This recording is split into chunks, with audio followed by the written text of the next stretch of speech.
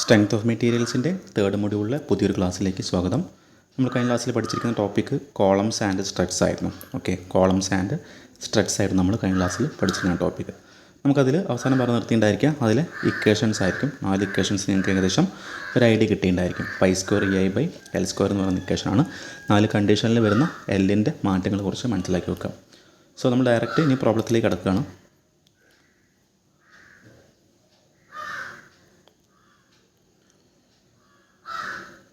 നോക്കാം. നമുക്ക് first question വരുന്നത് സ്ക്രീനിൽ കാണുന്നുണ്ടായിരിക്കും. A steel column of length 8 metre. അപ്പോൾ നമുക്ക് ലെങ്ത്ത് 8 മീറ്റർ തന്നിട്ടുണ്ട്. And diameter 500 mm. അപ്പോൾ ഒരു സർക്കുലർ സെക്ഷനുള്ള കോളമാണെന്ന് മനസ്സിലായി. സോ ഡയമീറ്റർ അവിടെ 500 mm ആണ് തന്നിട്ടുണ്ട്. വിത്ത് ബോത്ത് എൻഡ്സ് ഹിഞ്ച്ഡ് അല്ലേ. ബോത്ത് എൻഡ് ഹിഞ്ച്ഡ് കണ്ടീഷനിലാണ് ഉള്ളത് മനസ്സിലായി. സോ നമ്മൾ അവിടെ ഇക്വേഷൻ നമ്മൾ ഐഡൻറ്റിഫൈ ചെയ്യണം. Determine the crippling load by Euler's formula. Euler's formula ഉപയോഗിച്ച് നമ്മൾ എന്ത് ചെയ്യാം, ക്രിപ്ലിംഗ് ലോഡ് ഫൈൻഡ് ചെയ്യുക. Take E = 2 × 10⁵ N/mm². അപ്പോൾ ഇയും തന്നിട്ടുണ്ട് അല്ലേ. Modulus of velocity E = 2 × 10⁵ N/mm² തന്നിട്ടുണ്ട്. എല്ലാവർക്കും ഓർമ്മ ഉണ്ടായിരിക്കും നമ്മുടെ കോമൺ ഇക്വേഷൻ എന്ന് പറഞ്ഞാൽ അല്ലേ.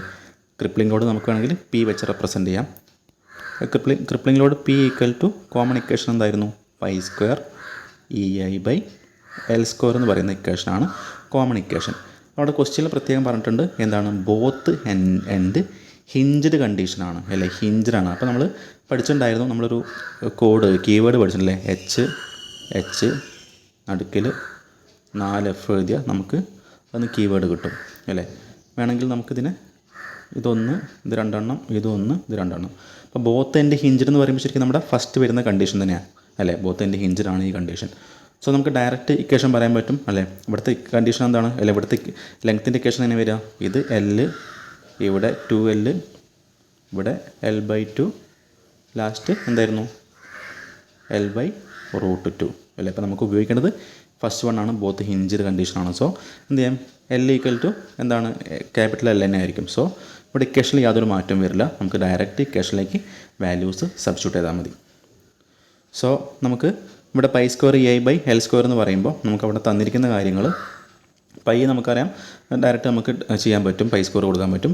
ഈ നമുക്ക് തന്നിട്ടുണ്ട്. സോ ഇക്വേഷനിൽ പൈ സ്ക്വയർ EI/L² എന്ന് പറയുമ്പോൾ ഇത് നമുക്കറിയാം, ഈ തന്നിട്ടുണ്ട്, ലെങ്ത്ത് തന്നിട്ടുണ്ട് 8 മീറ്റർ തന്നിട്ടുണ്ട്.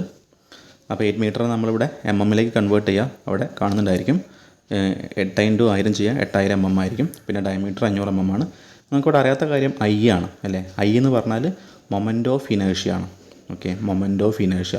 അപ്പോൾ ഇവിടുത്തെ കേസിൽ I എന്ന് പറയുമ്പോൾ സർക്കുലർ സെക്ഷൻ ആയിരിക്കും അല്ലേ. ഡയമീറ്റർ 500 mm എന്ന് പറയുമ്പോൾ സ്റ്റീൽ കോളം സർക്കുലർ സെക്ഷനിലാണ്.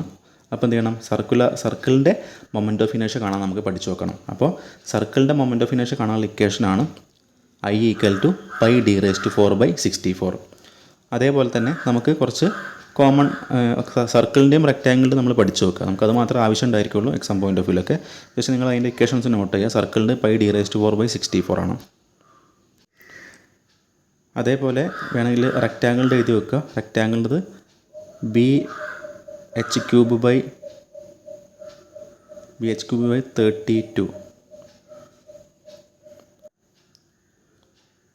32 അല്ല, BH³ 12 ആണ് കേട്ടോ.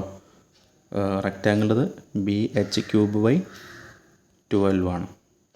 അതേപോലെ ട്രയാങ്കിളിൻ്റെ വേണമെങ്കിൽ BH³ 36 ആണ്. ഇത് റെക്റ്റാങ്കിളിൻ്റെ കേസ്, ഇത് ട്രയാങ്കിളിൻ്റെ കേസ്. BH³ എന്ന് പറയുമ്പോൾ നമുക്ക് ബ്രെഡ്ത്തായി എടുക്കാം, ഇത് ഹൈറ്റായിട്ട് എടുക്കാം. അപ്പോൾ അതേപോലെ സർക്കിളിൻ്റെ ആകുമ്പോൾ πd⁴/64 ആണ്. അപ്പോൾ നമുക്ക് മൊമെൻ്റ് ഓഫ് ഇനേർഷ്യ കാണേണ്ടി വരും. സോ ഇക്വേഷൻ നോട്ട് ചെയ്ത് വെക്കുക. റെക്റ്റാങ്കിളിൻ്റെയും സർക്കിളിൻ്റെയും ട്രയാങ്കിളൊന്നും ചോദിക്കില്ല, ആവശ്യം ഉണ്ടാവില്ല. ജസ്റ്റ് സർക്കിളിൻ്റെയും റെക്റ്റാങ്കിളിലും പഠിച്ചു വെക്കുക. അപ്പോൾ നമുക്ക് I ഇവിടുന്ന് ഫൈൻഡ് ചെയ്യാം. സോ πd⁴/64 ചെയ്യുമ്പോൾ I = π × d 500 mm ആണ്, ⁴/64. നമുക്ക് ആൻസർ 3.068 × 10⁹ mm⁴. അപ്പോൾ mm⁴ ആണ് അതിൻ്റെ യൂണിറ്റ് നമുക്ക് കിട്ടുക. ഡയറക്റ്റ് നമുക്ക് അത് ഇക്വേഷനിലേക്ക് കൊടുക്കുക. ഇവിടെ കാണുന്ന പോലെ പൈ സ്ക്വയർ കൊടുക്കുക, π² × ഇ അറിയാം 2 × 10⁵ ആണ്. ഐ നമുക്ക് കിട്ടി 3.068 × 10⁹ ആണ്.